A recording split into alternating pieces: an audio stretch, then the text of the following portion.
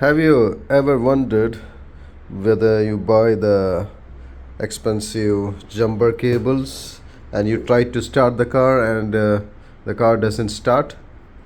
And I'll show you why. You see this wire?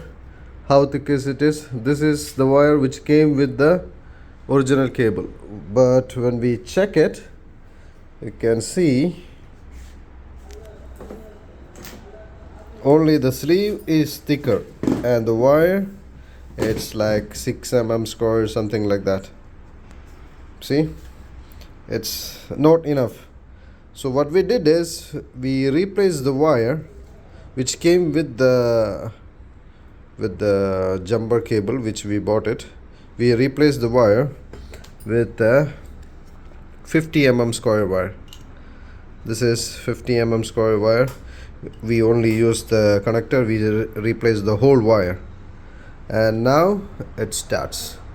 And whether the battery is completely dead, you can still use this cable and start the car.